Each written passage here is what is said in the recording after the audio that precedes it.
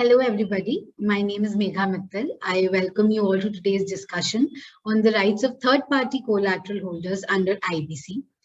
Now, most of us would be thinking why a topic as common as such would warrant any discussion. The answer is the order of the Honorable Supreme Court in a recent matter of Phoenix ARC versus Ketul Bhai. Now, IBC, under IBC, we have always had debates going around with respect to rights of creditors, be it operational versus financial, or let's say the rights of inter se creditors within the same class, or the financial creditors itself. We have had landmark rulings in Swiss ribbons, the constitutionality of operational creditor versus financial creditors was upheld. And then in SR, we had the rulings with respect to the inter se creditors and the rights of COC, etc. Once again, friends, we have had this another topic come up, which is the rights of third-party collateral holders under IBC. In this matter particularly, the Honorable Supreme Court has held that a third-party collateral holder would not classify as a financial creditor vis-a-vis the security provider. To put it in simple words, let's say A's loan to B, and B, that loan has been secured by C's assets. So in this case, A would not actually be a financial creditor for C. It is only a financial creditor for B. Of course, it's a secured creditor in both cases, but the question is it a financial creditor also for C? Now, before we move on to the factual matrix and discussing the different elements of the Supreme Court's order, a very similar ruling had also been earlier passed in the matter of JP Infratech on very similar lines. So our discussion would entail a discussion on both the Supreme Court rulings. They have come in a very short span of time, both the rulings, and more importantly, the ramifications that this could have. Because third-party collateral in third-party lending is a very, very common phenomena in the given current lending structure in our country. There are umpteen number of cases where such lending has been done, where the loan has been secured by a third party by way of a mortgage or a guarantee or any pledge. So if I can have the liberty to say that these are only two matters that have actually come to light. There could be hundreds or let's say thousands of other cases where a similar structure has been followed. So what about those creditors? And now that it's a law of the land, of course, what could be the steps that the lenders could take to protect their rights in future? And what can the current lenders who have already entered into such transactions, what could be their steps to ensure that their rights are secured and the financial assistance that they have extended, backed by security, that security can actually be used in their favor. So in this discussion, we'll first go through the factual matrix because this could actually sort of create a disbalance in the rights that a secured financial creditor should have, or the indirect lender in this case should have. So before we move on to discussing the different the grounds on which the order was given, and then draw references to earlier rulings and other statutes, we'll first understand the factual matrix. So what was the actual case in this matter? So here the original lender had given the loan to the principal borrower, which was in turn secured by way of pledge. So the wholly owned subsidiary of the principal borrower had pledged its shareholding in another subsidiary to the original lender. Now, in this case particularly, this loan was further assigned to Phoenix ARC by the original lender. But for the purpose of discussion, that would not be a very significant matter because both of them would, ultimately stand in the same position. So their perspective would be similar in this matter. So for the purpose of discussion, we will refer to them as indirect lenders. Yes. So this was the entire structure that the A had given a loan to B, which was backed by C by way of a pledge. Now the question of rights under IBC came into picture when another creditor of C, the security provider, initiated CIRP against the company C. Meanwhile, the principal borrower had already defaulted the payments to the original lender, which was later on assigned. Now, so after all of this has happened, the position actually is that the loan has already been defaulted by B. The loan has been assigned, which of course would not matter for the purpose of discussion. So B has already defaulted the loan, and C, who has given the shares, pledged the shares as security against this company C, already a CIRP has been initiated. Now, what would be the next step? The next obvious step one could think of is that the lender would file a claim against C, the indirect lender. Now, the important question comes into picture. File a claim as what? In what capacity? Now, if we go on to ask anybody, or had we asked this question before these rulings, one's obvious and natural answer would have been as a financial creditor, because it is this claim is arising out of an agreement of loan and a security which was given for this. So very obviously, the lender had filed the claim as a secured financial creditor. However, it was rejected by the IRP on the grounds that the lender, the indirect lender, is only a secured creditor for the purpose of C and not a financial creditor. This matter then went to NCLT, followed by NCLAT, and finally to the Apex Court, where the Honorable Supreme Court has now held that the IRP stance was correct. The indirect lender will in fact be only a secured creditor for the purpose of C and not the financial creditor. Now, that being said, most of us would, wonder, especially if any of our viewers are lenders or, assignees, they would actually think that their rights are being massively affected. So before we go on to discussing what the grounds on which the Apex Court has given this discussion, let's first understand the impact. Because once we understand the impact of this order, we understand why this discussion becomes so important. So after the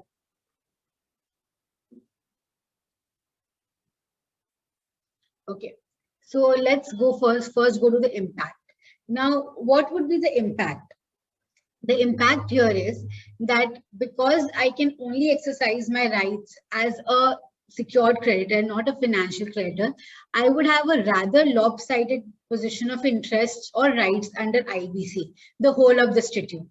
So as we know that under CIRP, the only distinction is operational and financial. Whereas when we go on to liquidation under section 53, the main basis of distinction is secured or unsecured. Because if yours is a secured debt, you directly go on to the top of the ladder. And if not, you are, following, you are following others in the order of priority. So if such an indirect lender is now only said to be a secured creditor and not a financial creditor, it would massively impact the rights during CIRP. Let's understand how. So as we are all aware that an application under CIRP can only be filed by a financial creditor or an operational creditor, section 7 and 9 of the code. Because I am neither, I will not be able to initiate an application. I will not be able to initiate a process, because we cannot say that if I'm not a financial creditor, it's obvious that I'm an operational creditor, because that also has a specific definition. We're not going into the details, but it includes debts that arise out of provision of goods and services, or let's say government dues, salaries, etc. So that does not come into picture at all. So if I am not a financial creditor, neither am I an operational creditor. Who am I? So I can obviously now not initiate any CIRP proceedings. So because of this, who am I? I have to also file the claim as other claimants, because as we discussed, neither financial nor operational. And the most important drawback, I would say, is that I have no representation in the committee of creditors. So as we are all aware, section 21 of the code states that the COC comprises of financial creditors only. So that So let's say I, as the lender, I would very obviously think that my interests are very similar to any other fellow financial creditor of that secured security provider. So let's say I am there and any other lender who had actually directly given the loan to let's say the security provider, our interests would be more or less very similar. But because of this ruling, I am not a financial creditor anymore. So I do not get a representation in the COC. Now, because I do not have any representation in the COC, I have no say in the resolution plan, which could possibly and very, very likely also deal with the assets on which I have a security. So that could be one, that there is no say for the resolution plan. I don't know what happens with the security, the assets on which I have a security interest, and how will they be dealt with. And I have no say in that also. And most importantly, I can also not exercise my security interest outside of the CIRB process because of the moratorium. So because I'm a secured creditor, under liquidation, I would have had the right to go under section 52 and exercise my rights outside of the whole process. Under CIRB, because of the moratorium, I don't have that right either. So basically, I have been devoid of all my significant rights that I would have expected. On the contrary, if the company goes into liquidation, I straight away go to the top of the ladder and get the first priority. So this has sort of created a very lopsided let's say disbalance between the rights of the indirect lenders under the same statute but in different stages of the process. So that is the impact that it will have. And this could have serious ramifications to the, as I mentioned, the current lending structure and how things are dealt with. The question is, would it mean that the entire, such form of lending would be entirely washed off gradually, or how will it be dealt with? Now, before going to that, let's discuss why was the Honorable Supreme Court convinced into giving such an order.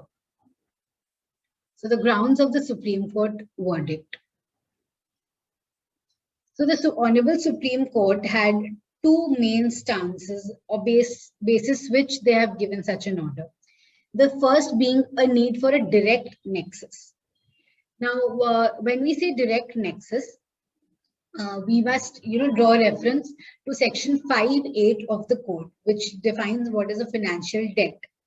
So why is that important? Because very obviously, when we are discussing whether or not a particular party is a financial creditor, we need to understand whether it actually owes a financial debt. So if we see the principal clause of section 5(8) of the code, it says that a financial debt is a debt which has been disbursed at a time value of money. So these are the three important elements of a financial debt. First, it must be a debt, of course, it is understandable. Second, it must be disbursed. Third, it must have a time value of money. All three features combined together gives you a financial debt. Now, the Honorable Supreme Court picked up the word disbursed in this regard and held the view that this disbursement must be made to the corporate debtor directly. That is, the beneficiary of such disbursement should be the corporate debtor only. Now, we of course understand that disbursement is a very important criteria. In fact, the question of disbursement was very, very recently once again discussed by the Honorable Supreme Court in the matter of Phoenix ARC versus Spade Financials, where it has been clearly mentioned that disbursement is a must for a debt to be classified as financial debt. Of course, other two conditions also being satisfied. So, however, nowhere in the code is it mentioned that such disbursement must be to the corporate debtor only. So I would, humbly share my view that it is not necessary. In our view, it is in our humble view, in fact, it is not necessary that this disbursement should only be made to the corporate debtor. In fact, we may note that the Honorable NCLAT had in its order in BVS Lakshmi held that the disbursement might not necessarily be made to the corporate debtor only. So the need for a direct nexus, I would say, should not be a mandate for deciding this, because it can also be inferred that it should not be disbursed only to the corporate debtor, because the scope of financial debt also includes guarantee and indemnity, which is of course not given by the corporate debtor only. So guarantee and indemnity is of course given by a third party. So if that third party is included under the scope of financial debt, saying the former would not be tenable in our view. So the more important question is a presence of an obligation to pay. So our very crux of the discussion would be this presence of obligation to pay. Now, the Supreme Court held that the security provider should have an obligation to pay. Only pursuant to this obligation can the indirect lender hold itself as a financial creditor against that security provider. Now let's discuss the two cases, Phoenix ARC and JP Infratech. In case of Phoenix, the security provider had given a pledge, and in case of JP Infratech, the security provider had given a mortgage. Both identified under different statutes as being different from guarantee, which is understandable. So the Supreme Court held that, of course, pledge and mortgage are not the same as guarantee. And it also made a very interesting observation that in case of a pledge or a mortgage, what is created is only a charge or a lien on such property, on such asset. And it does not imply an obvious obligation upon the security provider to make the payment.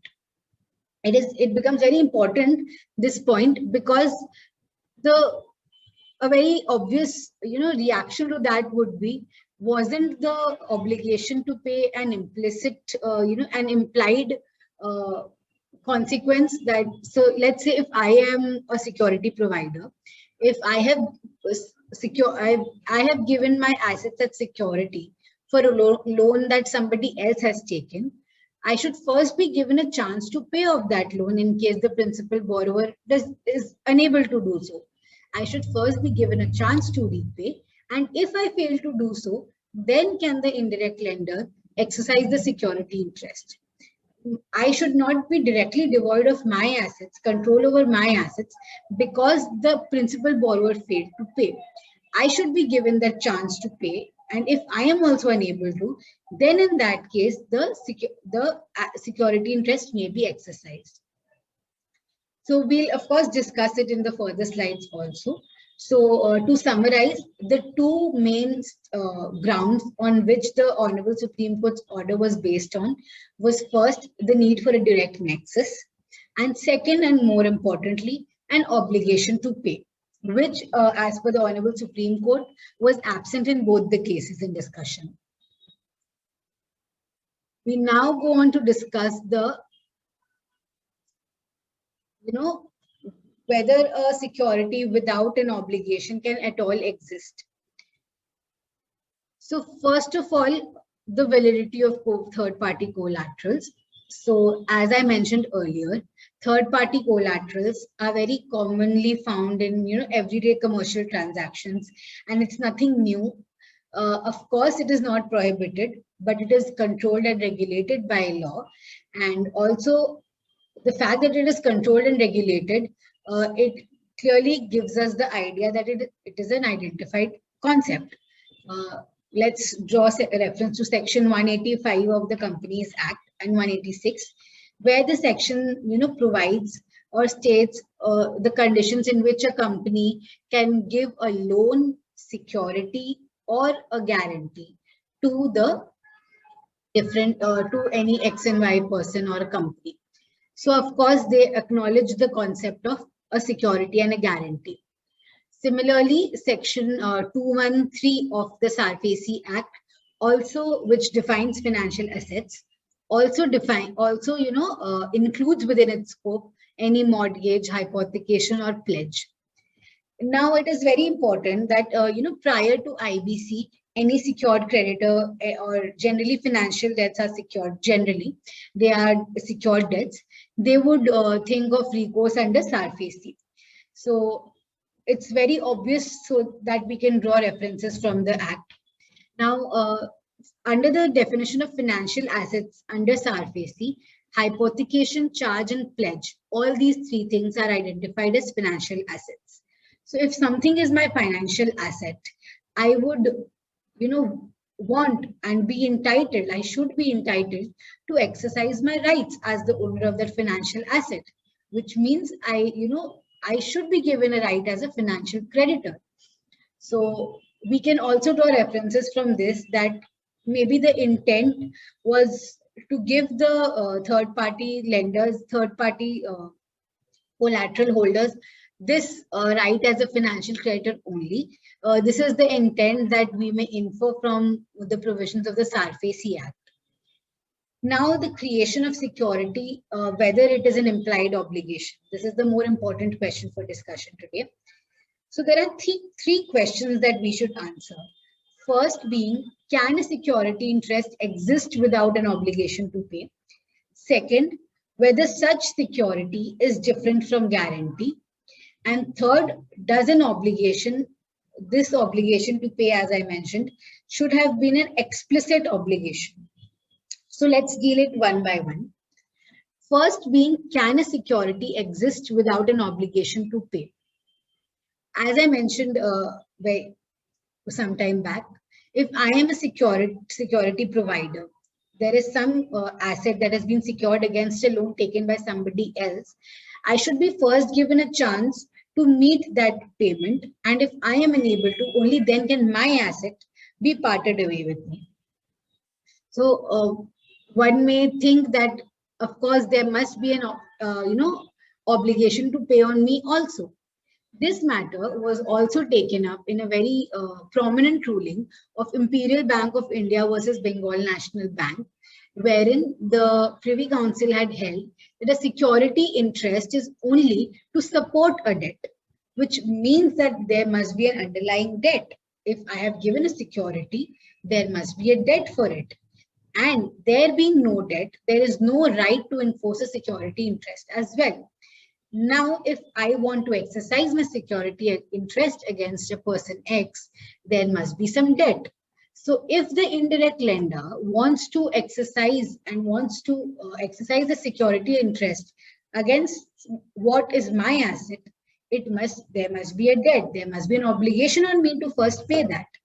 So this would give us an idea that, in fact, an obligation to pay is the very genesis of a security interest. So in our humble view, a self-standing security does not have any meaning. There should be an underlying obligation and a requirement that I am supposed to pay. The second question is a security different from guarantee? Now, why does this question, crop up? It is because of several reasons. First being that the security and guarantee under the, let's say, Companies Act, where they are referred to, they are seemingly identified as two different concepts. First being security. So Section 185 of the Companies Act states that a company can give a loan, security or guarantee. So they are identified as being two different concepts. Again, the Honorable Supreme Court had, specifically stated that a pledge is not the same as security or a guarantee, or a mortgage is not the same as a guarantee.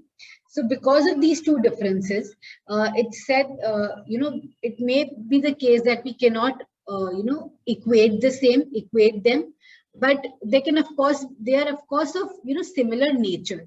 So if we are including in guarantees under the scope of financial debt, we should, read the definition of a pledge or a mortgage as being adjustum generis by the principle of adjustum generis to include a pledge mortgage security also under the scope of a financial debt. Now, of course, under guarantee, there is a direct obligation to pay because a contract of guarantee creates a coextensive liability on the guarantor. But if we say mortgage, if we see the definition of mortgage, it also very clearly gives us an idea that there in fact exists a pecuniary liability on the mortgagor to first pay the amount of the loan, and only then can the mortgagee exercise the security interest. So the answer would be yes, security might be different from guarantee, but or rather we can frame it in a way that they are not the same, but they might be similar. So because of being similar in nature, if the code identifies and accepts guarantee as being a part of financial debt, it would only be in the interest of, general economics and commercial, as per commercial feasibility, to also include security and pledge and mortgage under its scope. Now, the next important question is, does the obligation to pay have to be explicit?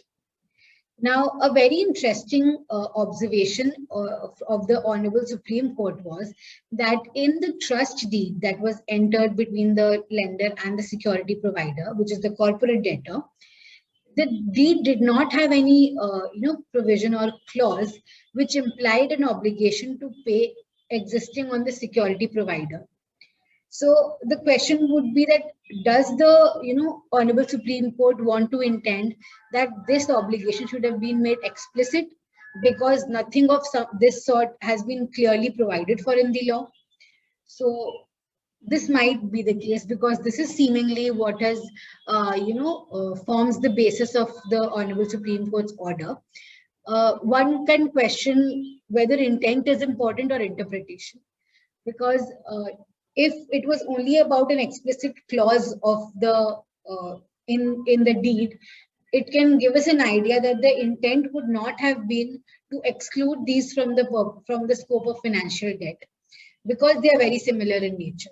So is it only because of a strict interpretation of the current provision of law that we are excluding them from the scope of financial asset becomes the more important question now, because the order of Honorable Supreme Court, gives us an idea or hints at the idea that where there is an explicit provision of there being a duty of the security provider to first pay the loan, first to take up that obligation from the principal borrower, in that case, yes, the indirect lender would have been a financial creditor for the security provider also.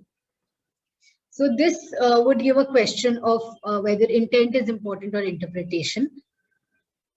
Now, that being the situation now, let's understand what is the next step, because as we are all aware, the order of the Honorable Supreme Court becomes the final word and we all have to abide by it. It's so what is the road ahead, or what should be the next step by the lenders, or how should they deal with such transactions now? So there can be two situations. One where the principal borrower has already defaulted and the CIRP has been initiated against the security provider, like in the cases that we have been discussing. So because the lenders would not be classified as financial creditors, there are 2-3 terms which every lender henceforth who might enter into a transaction, or those who have already entered into transaction, might consider bringing in this modification or tweaking the terms a little bit to include or explicitly provide that in case there is a default by the principal borrower, the obligation to pay will transfer to the security provider, and only when the security provider also fails to make the payment or honor the obligation, it is only in that case that the indirect lender will be able to exercise the security interest. So it meets all the conditions which the Honorable Supreme Court found missing in both the cases that we have discussed. So there becomes a direct nexus. There becomes an obligation to pay. And finally, the indirect lender can hold itself as a financial creditor for this security provider also. Now, what will happen where there has been no default by the principal borrower, but CIRP has been initiated against the security provider? In such a case, the obligation to pay has still not fallen upon the security provider. So clearly, here in this case, the indirect lender will not be a security provider, will not be a financial creditor, and will only be a secured creditor. But the interesting point to note is, what about the security interest? Because as we mentioned, because of the provisions of the code, the indirect lender in this particular case will not get a right to representation in the COC, and the security interest will be dealt with in the resolution plan. So what would be the solution for this? The solution will be, once again, as we say, the devil lies in detail. The solution will be in the drafting. So drafting will now become a very, very meticulous task for all those entering into such transactions. So for the second case that we discussed, the solution would be to define the event of default as including the initiation of any insolvency or liquidation proceedings against the security provider also. So upon the occurrence of default, as soon as CIRP or liquidation is initiated against the security provider, the principal borrower will be required to make an immediate prepayment. If it fails, the security provider has to pay, because the obligation gets transferred to them. And once this obligation is transferred, of course, then they can act as the financial creditors to the security provider also. So friends, that was all about today's discussion. I hope it has been helpful for all our viewers who actually, are a part of a lending structure as such, and for those who intend to enter into similar lending transactions. We hope that this has been helpful. And for any questions, you can, of course, always reach out to us on the given IDs. And we'll be coming with more such discussions on the recent Supreme Court orders or the latest amendments. So keep in touch